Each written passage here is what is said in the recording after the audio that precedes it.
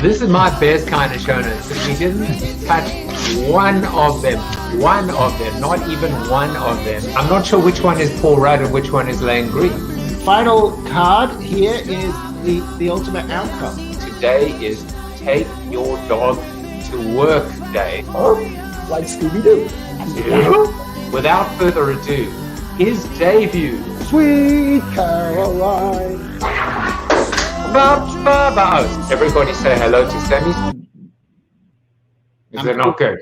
I'm just pausing so that you just are at the front of your screen. I'm so enormously flattered. Branding is not a bad blind date. I'm gonna have to take a picture of this. No, this is agape. This is love. I really enjoyed this. You did do your homework. You asked great questions. I'm flattered. Thank you. You just made my day.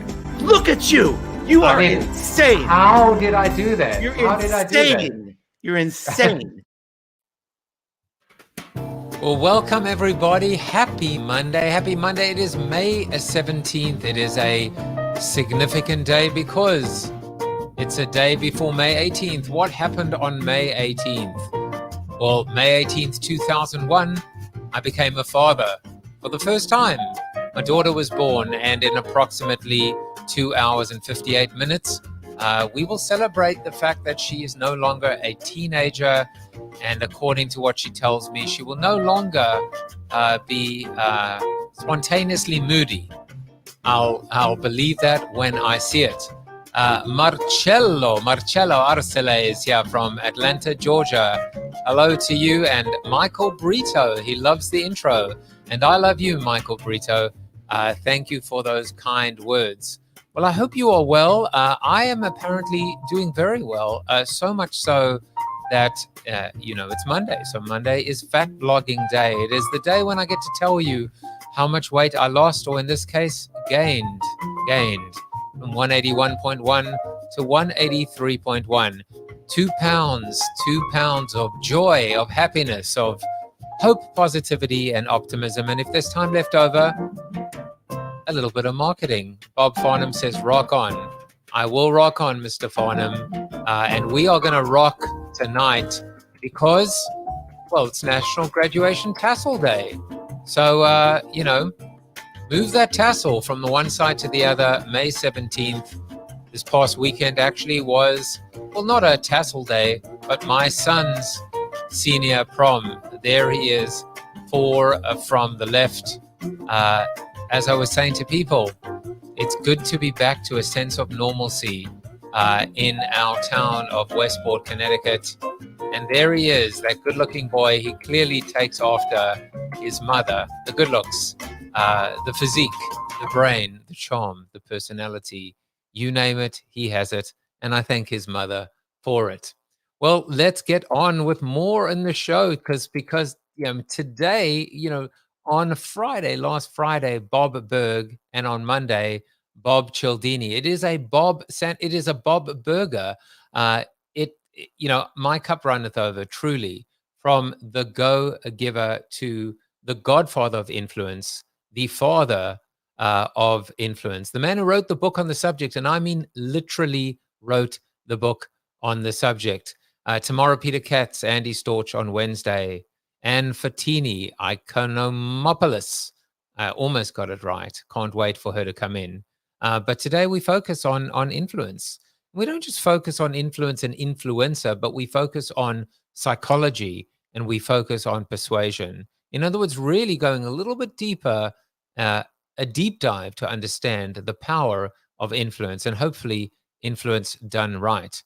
Well, I don't know how influential I am because the price of the Jaffe has dropped a little bit in the last 4 or 5 days. I think it's a bit of a steal right now at $2.56. It was about $3.55 to buy into the Jaffe economy, the expanding Jaffe economy. And there's probably an element of influence in there when it comes to being able to be a part of a brand and buy into that brand and buy into the experiences, assets, access of that brand. But I'm sure you will see that number changing over the days, weeks, months, and years to come.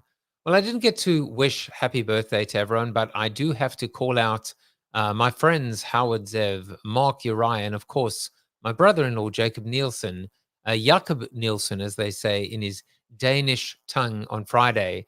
And on Saturday, there's Andy Batkin, Hank Kim, Alan Walk.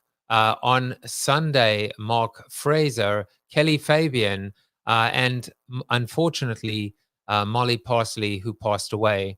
But we do honor her and her memory on her birthday on Sunday. And then finally, today, there's Tamara Cotton, Byron White, Sarah Green, Mike Kelly. Happy birthday to all of you, and I hope you are doing well.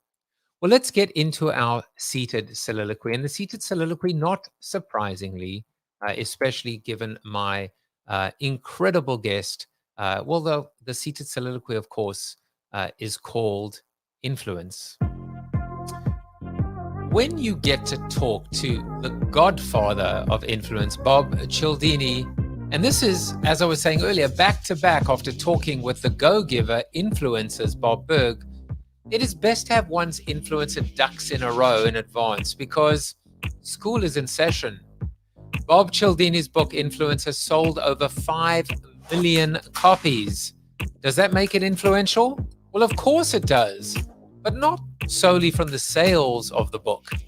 The subhead of the book is The Psychology of Persuasion, and it really strikes me that the entire world of digital marketing and social media really just doesn't have a clue about what constitutes real influence. I mean, every second person is either an influencer themselves or makes a quick and cheap buck on influencer masterclasses, masterminds, master chefs, or whatever the hell they're calling it nowadays. Influence, it would appear, is based on popularity, number of followers. But don't knock what you can't afford. I have 4,500 followers on Instagram.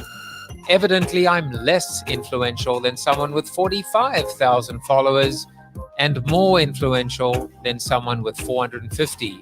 Well, that would all be true if all things were equal, and they are not. If every single follower were naturally and legitimately earned and 100% engaged from influencer to influencer, perhaps, then that would be true. The reality is anything but. Real influence has always been a quality game. But to be clear, this doesn't mean it's only niche. Why can't it be both? The most best or the best most is what we need to aspire towards rather than a one-size-fits-all approach. Ironically, when I look at the marketing world through a psychology of persuasion lens, I don't think about Instagram, TikTok, Clubhouse, LinkedIn, or YouTube. I think about the good old 30-second spot. I think about old school manipulation, indoctrination, and propaganda in the form of sex, babies, puppies, bunnies, hyperbole celebrities, borrowed interest, and the stereotypical generalization of image advertising. Again, don't knock what you can't afford, otherwise I'll send you back in the time machine to 1984. If we've learned anything from Fake Famous, Fire Festival, and even Clubhouse, it's that relationships trump transactions every single time. So what does influence look like in 2021 and beyond? How do we rethink how we think about influence? Well, I couldn't think of a better place to start than with the man who wrote the book on it, Bob Cialdini. And now it's time to bring him on, but let's start with a little bit of background. Dr. Robert Cialdini is the New York Times author of both Influence and Persuasion. Collectively, his books have sold over 7 million copies.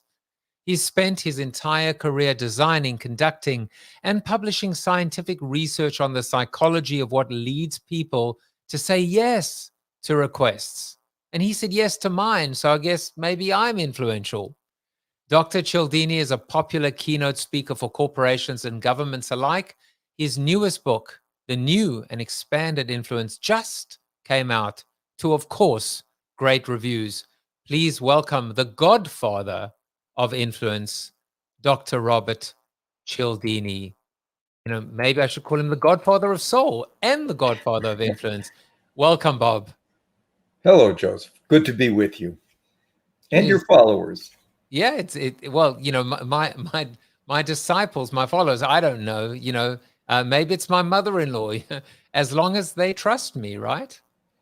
Exactly. You have to earn that trust, but it certainly works well for both parties if that's genuine. I agree. Well, Bob, you are guest number 254 in this little experiment, this little journey of mine since March of 2020. And I'm just thrilled. And I think you were recommended by another of my friends and fellow streamers, Mr. Chris Brogan. So I thank him for that in advance. I do as well. And a LinkedIn user says, congratulations. They're clearly congratulating you on 7 million. I mean, did you ever imagine that you would sell this many copies of a book? I never sensibly imagined that such a thing would happen. We all have dreams, but not a sensible recognition that it might be this 7 million copies of my books and 5 million of just this one. No, never. And it's the gift that keeps on giving, because, obviously we're going to spend quite a bit of time talking about it, but, with this new and improved, this updated version. But I guess every author, certainly I do as well, everybody wants to publish something that is timeless, that is evergreen. That doesn't age, that doesn't date. The only thing that should age or date is probably a good wine. Did you set out when you wrote this book originally to be timeless, to be evergreen? I didn't directly, but I think I did indirectly, in that I was looking for those features of the human condition that had counseled us well as a species from time many eons ago, as to when it made sense, when it counseled us correctly to say yes to a request or a proposal or a recommendation that somebody around us made. What were the features of that communication? What were the features of that communicator that, if we follow, if one or another of those features was present in the situation, right, we were probably well advised to say yes to that individual. The human condition, when you talk about the human condition, it's a very powerful concept. And again, there are certain things that are, as you said, and as we were discussing earlier, timeless, things that never change. The technology may come and go, right. Trends may come and go. But I think when you distill the human condition to its simplest, components, to its core, what is true today was true 1,000 years ago and will be true in 1,000 years' time. Would you agree with that statement, or are there modifications? Well, no, I think that's true. At the most elemental levels of who we are as a species, what constitutes us as members of humanity. This is who we are, and we evolved and are socialized into particular kinds of tendencies and inclinations.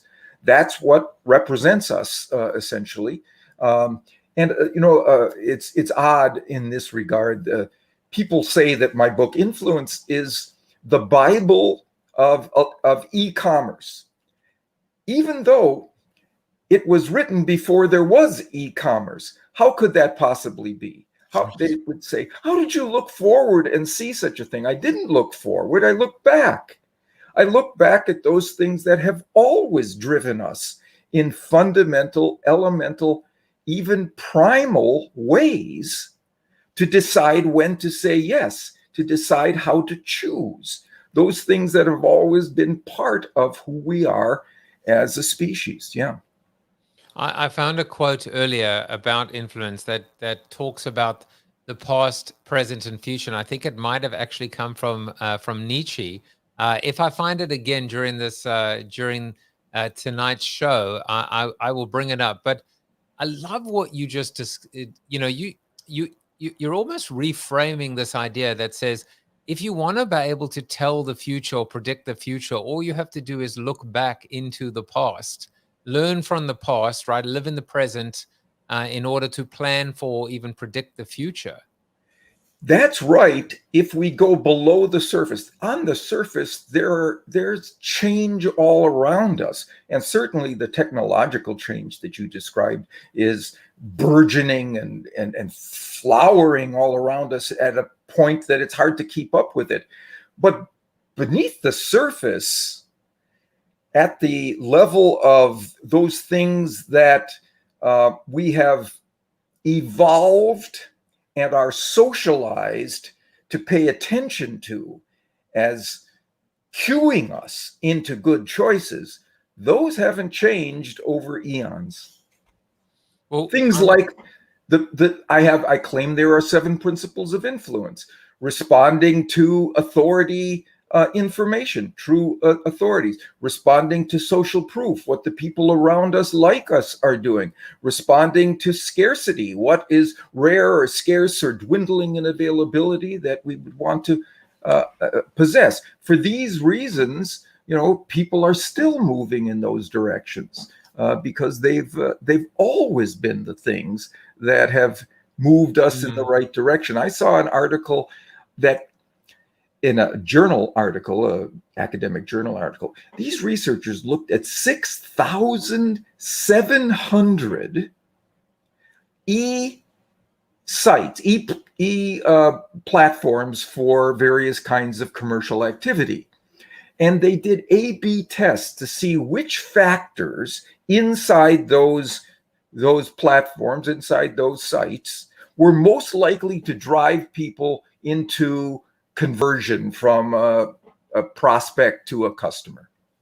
And they looked at things like certain economic factors. Do you give them free shipping?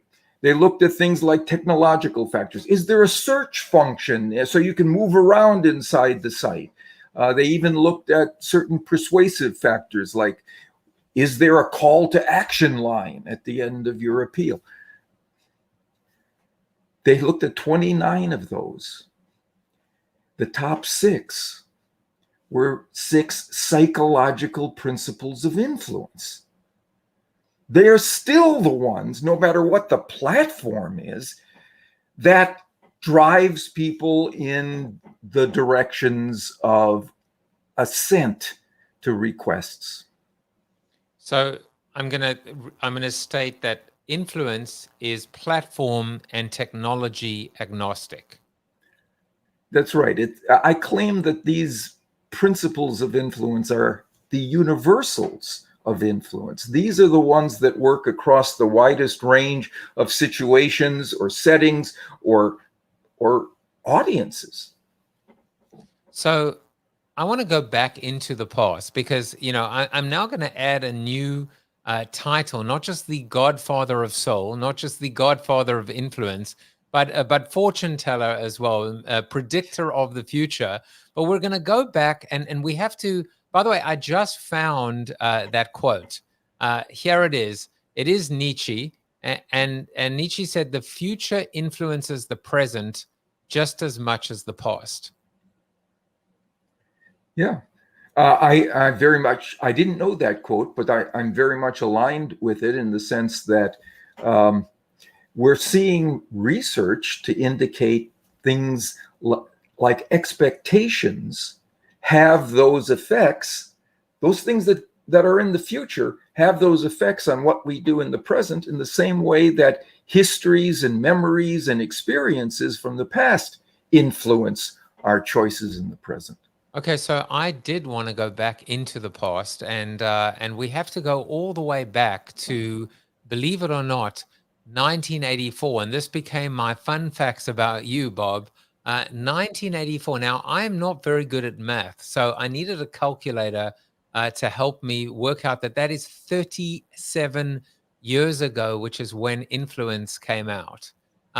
So I thought to myself, well, 1984, that's interesting. I wonder what else happened in 1984. And there were two things in particular. One is apparently you wrote 1984. There it is, the original. That was the original photograph of you. But of course, George Orwell's, book called 1984 didn't come out then. But then there was something else as well, of course. Apple's famous 1984 commercial. Quite a momentous year. And then the third, because every good thing comes in threes, of course, was the release of Influence. So, Bob, a little bit of fun, but quite significant when you think about Orwell's 1984 and Apple's 1984. Could there be, certainly when we think about Apple and marketing, could there be a more influential commercial than Apple's 1984? No, it cracked the code of it broke the paradigm, let's say that, as to how people move in particular directions, what drives them. And they presented this this idea of a kind of conformity and subscription to the status quo that whose time had come. We just weren't there anymore in at that time when Apple came out. We were looking for some breakthroughs. They provided the concept: hook your wagon to us, and you hook your wagon to novelty, to something novel and fresh and filled with innovation. So, I mean, we're going to talk about that in depth, right? Which is, I made you a new cover, by the way. Influence, the new and improved Influence, now with minty fresh breath. But we go from 1984 to 2021, 37 years. Everything has changed. And yet, the first part of our conversation is all about the more things change, the more they stay the same. When we think about what is timeless, one of these things that has changed, and I love how you add, you don't necessarily subtract, you don't necessarily detract. What you do is you just keep building on your body of work. And one of the most significant aspects of that is a new principle. And you call it the principle of unity. And I would love for you to talk about that, because again, when we think about the words conformity, when we think about we capital, when we think about crowdsourcing, crowd sharing, we think about community, there's a lot of we versus you versus me, if you will. And I would love for you to introduce this principle of unity, talk about what it is, and talk about how it becomes part of this expanding body of work of being able to understand influence. So from the standpoint of influence, let's say a communicator who wants to move people in his or her direction. If that communicator can convince others that he or she is one of them, not just like them, but of them, a member of a category or a group that they use to define themselves, right? Everything inside the influence process becomes easier. Those people trust that communicator more. They believe that communicator more. They want to cooperate with that communicator more. They want to help that communicator more. And they want to say yes to that communicator more. All of those things now apply inside the boundaries of a we group, a group that you use the term we to describe.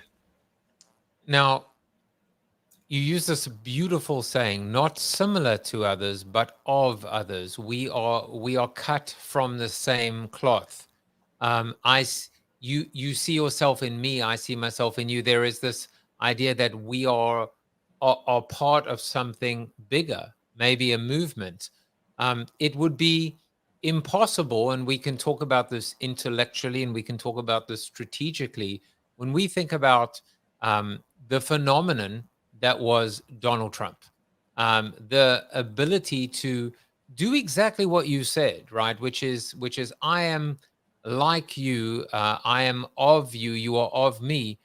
And yet, two things were interesting. One, unbelievable divisiveness in terms of being able to say, I'm going to, take the country, divide it in half, but really, really practice this principle, I guess, of unity within the half. Within that half. That's right. That's exactly right. And the interesting part again, and for me as a geek, as an intellectual, I look at it and I say, this is one of the most fascinating case studies ever created. He was not of them and they were not of him. He could not have been more different from a socioeconomic standpoint. And yet this connection was made. Well, I would go back to that distinction that I would say it this way. He was not similar to them, but he convinced those folks that he was of them in terms of values, in terms of goals, in terms of purposes, in terms of a category of people who held a particular worldview. He was of that worldview, right? With regard to various kinds of things, immigration and so on, right? He held that set of beliefs, that set of views that defined him as one of that group. Similarity, you're absolutely right. This is some New York guy who grew up in New York. He was a real estate mogul. He was a millionaire, a billionaire. He grew up, with a rich family. But that's similarity. It's not unity in which you see yourself as of that kind of individual. I am of that category. I like that. So the idea is, I mean, what's the old saying? If you try and be all things to all people, you end up being nothing to nobody. So instead of trying to check all the boxes, it was finding the one connection or finding the connection, and then being able to really just, go deep, as opposed to, what typically we see in this space, right? Which is broad, right? Which is try and check as many boxes as possible. And this one was find the one that connects and then go all in. Precisely right. The one that people use to define who they are, right? And that's the one, if any communicator can find that. And there are many of those kinds of dimensions that it's possible to raise to the surface. And if this is somebody that you match along that dimension that they use, it can be racial, it can be ethnic, it can be religious, it can be political, be a particular kind of sports fan who has an avid allegiance to one particular team. And if you see somebody else who has that, wow, you say, oh, geez, you're like me. You're of me.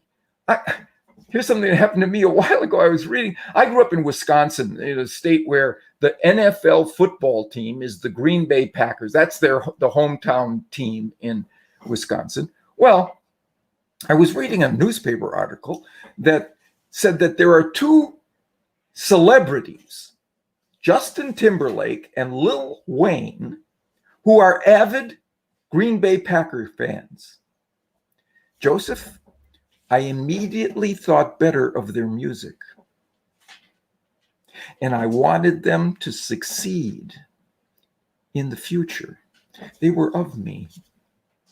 And now that's kind of a small one, and it's just an anecdote. How about, here's an example of something that shows how powerful that is. There was a study done on a college campus. Researchers took a young woman, college-aged, had her set up on a heavily trafficked part of campus across of a couple of paths, and ask passersby, students, for a donation to a legitimate charity. I think it was the United Way. And she was getting some kind of response. If she added one sentence, she more than doubled contributions. And the sentence was, "I'm a student here too. I'm one of you.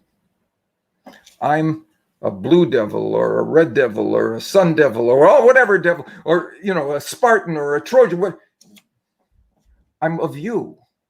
250% more donations because of that factor. We favor those who are of us and let us know that that's the case. Well, listen, I promised Babette that I would not have you sing a Lil Wayne song, but I can segue from Lil Wayne to Little Things. It seems like, and I jotted this down and saw it across the board. The smallest things can make the biggest impact, and it is often a non-verbal cue, but so many examples you've provided. It's a word, it's a phrase, it's a sentence. It almost seems insignificant or a throwaway, but it can make or break. It can literally be a tipping point of sorts in terms of a campaign success. That's a bullseye observation, because what it reveals is the falsity of a particular belief that we have, the belief in proportionality, that in order to get big change, we need to institute big kinds of operations to produce that change. No. All we need to do is trigger the big tendencies, the big drives, the big motives that are already in us, and let that energy flow. Like you would flick a switch that would, if you were in charge of a stadium and it was going to be a night game or a night concert, and there were all kinds of lights all around the stadium, you don't have to go and power those lights. You flip a switch, which releases the power that exists inside that electrical system, right, in the stadium. That's what these single words or sentences or phrases do. They trigger, they release the energy that has been installed in us over many, many eons, right, by the processes of evolution on the one hand and socialization on the other. So that one word simply flicks the switch, throws the switch, and out comes the energy. Oh, it's such a rich metaphor and analogies, but it's and clearly the art, the art of the persuasion is to know what the switch is and where to find the switch. It is the ground zero. It is the ability to understand, in this particular case, what comes first, the chicken or the egg. Right.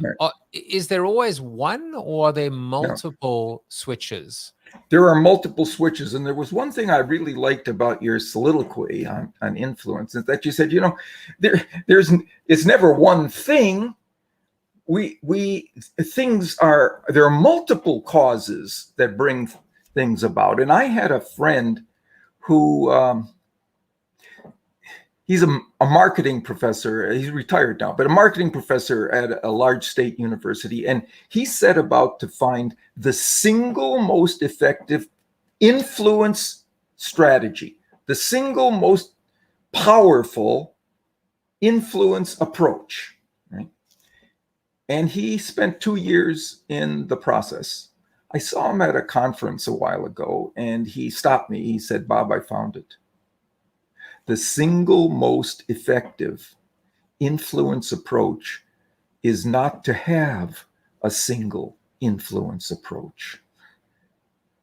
It's a fool's game to think that the same strategy, the same tactic, the same procedure is going to work in every situation on every audience who has all. That's just naive. No. The best communicators use the switch, use the trigger of influence that's inherently there in the situation, waiting to be flipped. And I counted 7 of them, and each one is a chapter in my book. I think there are 7 universal triggers of influence. They're principles, but they trigger fundamental and powerful sources of energy in us that drive us toward assent to requests, proposals, and recommendations. It's amazing, and I think the message there is, and we're going to get into the minty fresh update in the book to in addition to the principle of unity, to talk about what else has changed and what else is new. And it's very relevant because we now live in a world of influencer marketing and influencers, and specifically in a digital and social media enabled world. I always find a quote and I attach it to my guest. And this is the quote that I found for you, because on one hand, the single best or single approach is not to have a single best approach. But I think there's also something else that's interesting about influence. And this is what I found. The quote that says, influence is like a savings account. The less you use it, the more you've got. So it seems like everything about influence is maybe counterintuitive, and we've got it a little backwards. We think about it in terms of popularity, quantity in terms of quality. What do you think about this saying? And this is from Andrew Young, that influence is like a savings account. The less you use it, the more you've got. He's talking about power. He's not talking about influence. That's exactly the right sense when you're talking about muscle or power. People resist that. They move away from it. But if you're honestly informing people of what the authorities on a particular topic are saying, or what a lot of other people around them like them are choosing, or what's a true unique opportunity that will be lost if they fail to move in that direction. You're not losing influence. If you steer them correctly, you've now gained the likelihood that they will come to you seeking your advice the next time they have a choice to make. Interesting. So you've just done it again. You've turned it on its head, which is, instead of thinking about your savings account, every time you use influence honestly, smartly, strategically, you're actually making a deposit in someone else's savings account. You're giving them, you're adding value, you're delivering utility to them. And so it seems like there's actually more of an abundance, generosity, and something that I know you talk about, reciprocity, associated with influence, as opposed to this idea of scarcity, hoarding it, and keeping it to oneself. That's right. So for example, the rule for reciprocity, which is the first principle of influence I talk about, that says people want to give back to those who have first given to them. Well, if you think about the implication of that, here's a piece of advice I give to people who want to be more influential. They say, I'm new to this company. I don't know a lot of people. I'm going into a set of interactions with them. All right. Here's what I would say. When you go into a room and you want to be influential, coming out of that room, more influential coming out of that room, the first question you should ask when you enter is not, who can most help me here? The first question to ask is, whom can I most help here? And if you identify that person and you provide advantages or information that that person might need, or benefits of one sort or another because of the challenges you see that that person is facing, that person is readied to give that back to you. And now you have a relationship in which there is an equal and doubly beneficial advantage to being in that relationship with that individual. Everybody's benefiting. So that's the way to think about the rule for reciprocity, in a way that escapes having to feel that you've overpowered anybody into assent. You've just set the table for their willingness, for their eagerness to want to give back to you, because you've given to them, you've benefited them. So now you've got somebody who's ready to help you in your new situation there. And reciprocity, which clearly implies two-way, which is partnership, which is meeting in the middle, it is also the antithesis of that original quote. And by the way, that quote absolutely had a political, you got it in a second from Andrew Young. There is a political connotation to his background and to his writing. And by definition, power is one way. Power is typically imbalanced. Unless it's power sharing, and good luck with that, especially with the events, unfortunately, going on in the Middle East right now. Yeah. Really hard to share power. But I think that I love rethinking influence as first of all, a customer-centric, but, I've been putting this word in front of everything lately, or before it, servant leadership, servant authorship, servant influence. That's what it is. It's the ability to say, how do I use my strengths, my skills, my talents to make someone else's life better first, in order for them to reciprocate and return that, that favor to me.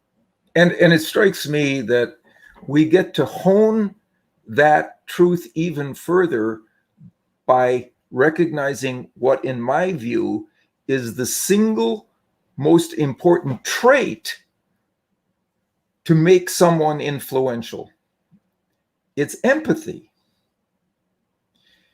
If you're truly empathic, you can see what the other person's challenges are, what the other person's situation is, what the other person's needs are, and you can serve those needs, right? The result is grateful people who want to do the same for you. I see so much manipulation that takes place, and abuse of power, for the most part, from an influencer marketing and an influencer management standpoint. You don't hear the word empathy in the same conversation as influence. And I really love how you've brought this humanity, you've humanized influence, and you've cleaned it up, because I'm sure you're familiar with the Fire Festival, and there's a documentary called Fake Famous as well. People haven't figured out influence, and they haven't figured out influencers and influencer marketing. And I'm thinking it's because they haven't figured out influence, Bob. I wonder, how would you define, what is your definition of influence? And I would imagine, if your actual definition doesn't include the word empathy, it certainly is all interconnected.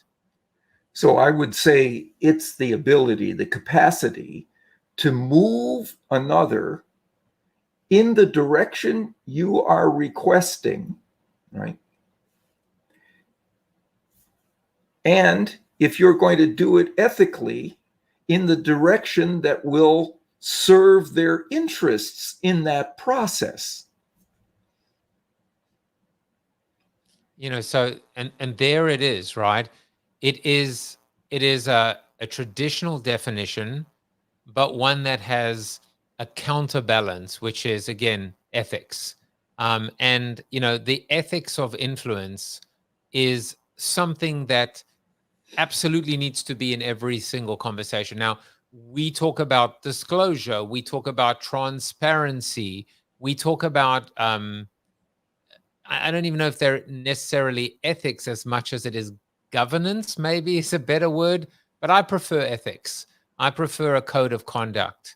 I prefer an unspoken set of rules that we would hold ourselves accountable to, and others in the same vein. And I know that, for example, you have a workshop that people can register for called the Principles of Persuasion Pop at influenceatwork.com. But the ethics of influence are a part of what you teach, and these principles that ultimately you don't just teach, but you practice as well. It's not only a part, it's a central element because of our belief that if we are ethical in moving people in directions that serve their interests, we now have a long-standing partner with us.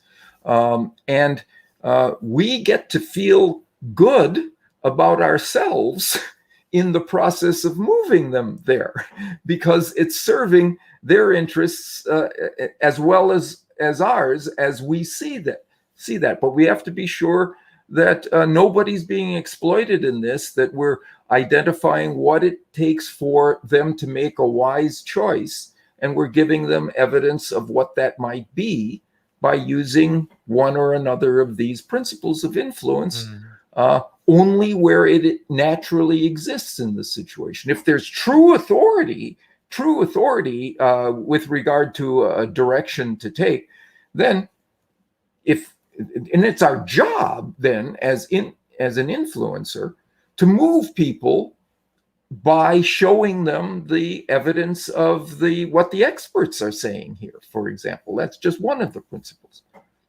So we've touched throughout tonight on several, we've certainly the new principle, unity, and new learnings and new insights in the book. And I'm going to ask you to just talk about a couple more in a moment.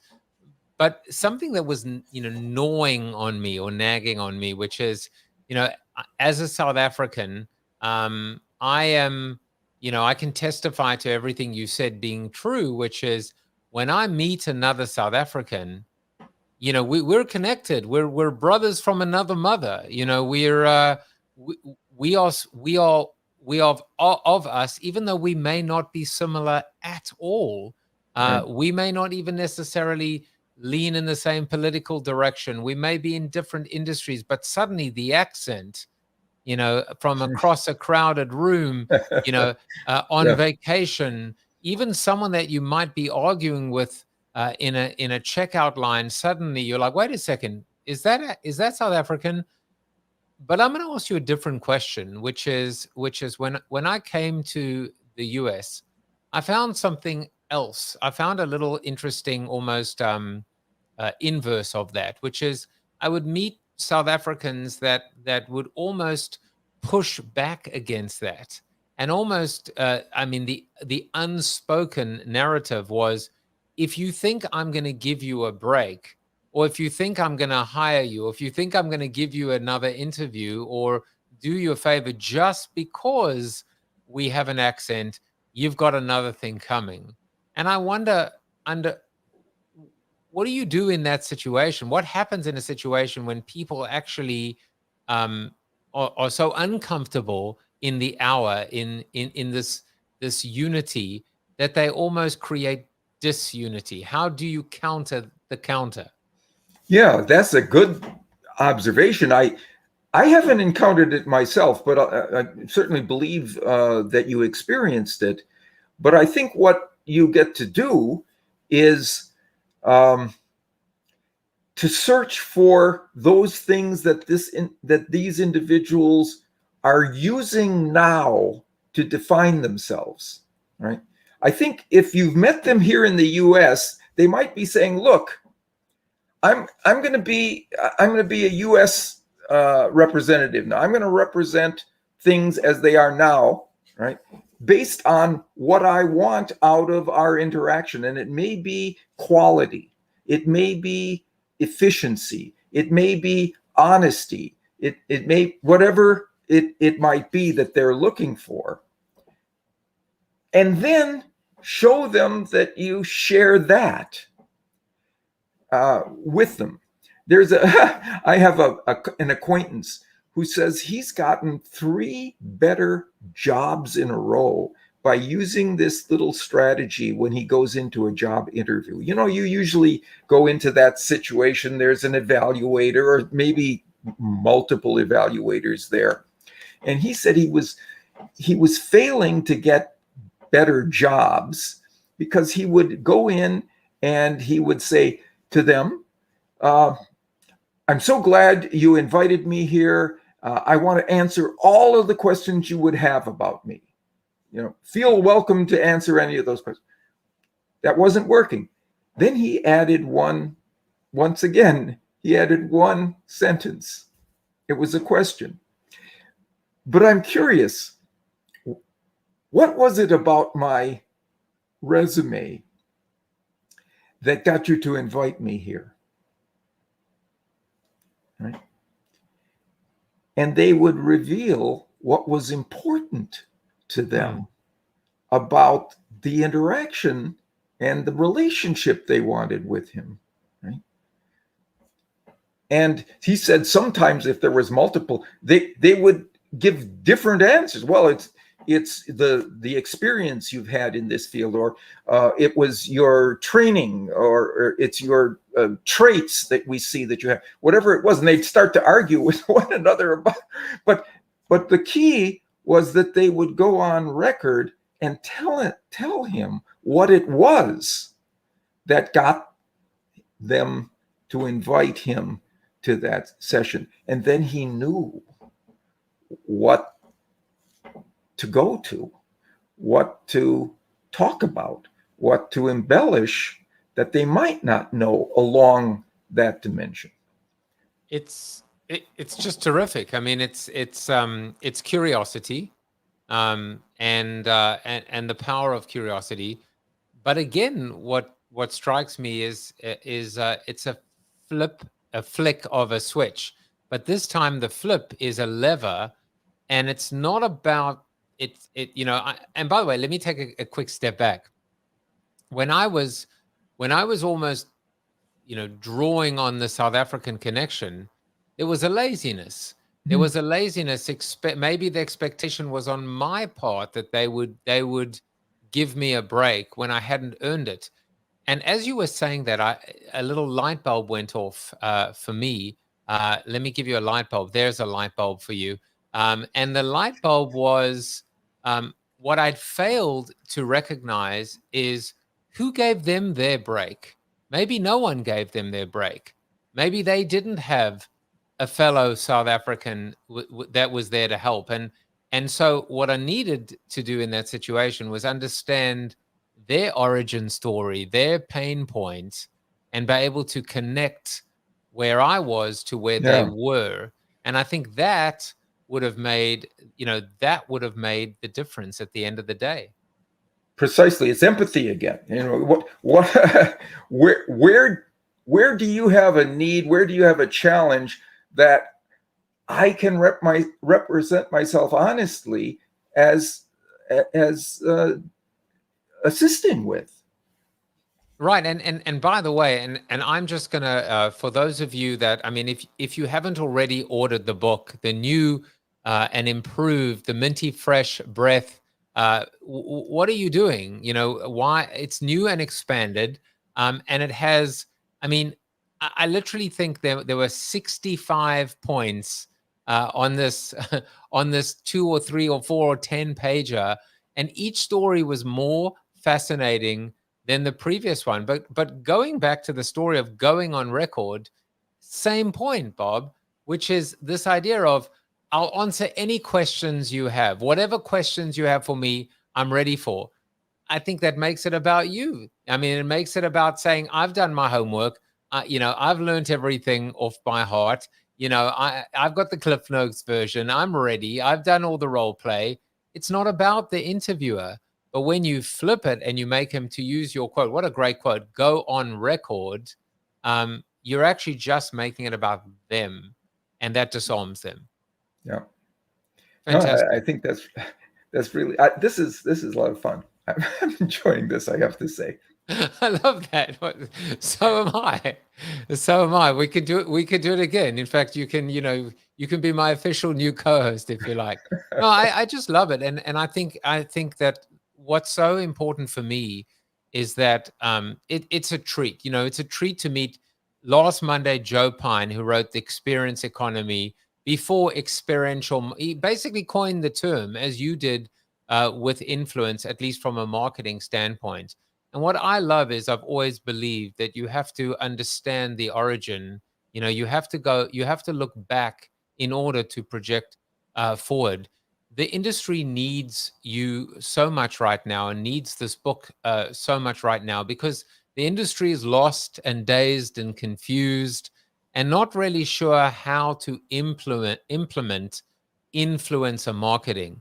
Is it an automation strategy? Is it micro influence? Is it about algorithms? Is it about platforms? And I think anybody that was listening to tonight would say maybe, but it's really about humanity, and it's about, as you said, Bob, the human condition. And so I'm going to use a word now that has a negative connotation, but I don't mean it in this way. The more primitive the factor is, the more powerful it is. And by primitive, I mean elemental. I mean fundamental. I mean primal. Something that's in there deep and steers us powerfully. That's where we should go. That's where we should look for the triggers that release that kind of energy. They're potent. Yeah, and it comes down to that same point that we were discussing earlier, which is we overcomplicate. We add more levels of confusion and ambiguity when the old saying is KISS. Keep it simple, stupid, right? Get back to basics. Understand what things are at their core, and then be able to build on top of that. And I think, my final point would be, when we look at the failings and the flaws of influencer marketing, what all of it lacks is one of the key elements of influence, which is trust. And we need to regain it. I mean, and the way to regain trust is, I guess, what I say, three-way, what's it, the fastest way to get to Carnegie Hall, or the best way to get to Carnegie Hall? Practice. That's how to earn trust, right? It occurs over time. Yeah, and fortunately, there are approaches that allow us to speed up the process, but they require real courage on our part to do some things that we've been trained never to do. For example, when we present our idea, and all ideas have strengths and weaknesses, we don't wait until we've presented all our strengths, all of the most powerful arguments, the most compelling features, the most attractive aspects of our idea, until we present the weakness or two. right? That's typically, we lead with all those strengths. But the research says, if we present a weakness early on in our presentation, not the very first thing you say, of course, but early on, people sit back and say, wait a minute, this person knows what he or she is talking about, knows about the pros and the cons, and is honest enough to talk about both. And what happens is that we suddenly become more trustworthy in the eyes of our audience, and they believe the next thing we say differently because we have now infused that thing with trust. By honestly mentioning a weakness that we would have mentioned anyway, but only at the end, and it wouldn't have prepared the way for those people to believe all of our strengths until we mentioned that weakness. So there's a little strategy that involves simply changing not the words now, but the sequencing of the words we use. And relatively early on in our message, we mention a drawback. It changes how much and how deeply they believe the strengths that we next present to them that serve to wipe out the drawback. Well, I hope that my weakness that was mentioned right at the beginning is that I put on weight this week and that I only led with strength. But I will tell you one person that led with strength throughout is Dr. Robert Cialdini, Bob Cialdini, the Godfather and the author of Influence. Please follow Bob on Twitter, connect with him on Facebook, on LinkedIn. Go and buy Influence, the new and expanded version, The Psychology of Persuasion, everything that is timeless and timely. A little hat tip to my friend Scott Monty, but also new and improved, ready for 2021 and whatever the rest of the year has in store for us. Go and register for the Principles of Persuasion and learn how to pop your influencer marketing. Register for the workshop at influenceatwork.com. I have to say, you spoke about having fun. I had a tremendous amount of fun. It was an honor. It was a privilege. And you know who else had a lot of fun, Bob? Mr. Chuck Norris. And here's what he had to say about you today. You are Chuck Norris approved. There you go. And I will be back. I will be back tomorrow. Thank you, Bob, so much. Have a great night. So long for now. Bye-bye. Thank you for watching the show about hope, positivity, optimism, and if there's time left over, a little bit of marketing with your host, multiple author, and global keynote speaker, Joseph Jaffe. If you like the show, tell a friend or two. Please subscribe to the show. And if you want to get inside news, previews of upcoming guests, and much more, visit josephjaffe.com/subscribe to sign up for the show's newsletter. And despite the best ministrations of your wife, you still look ugly.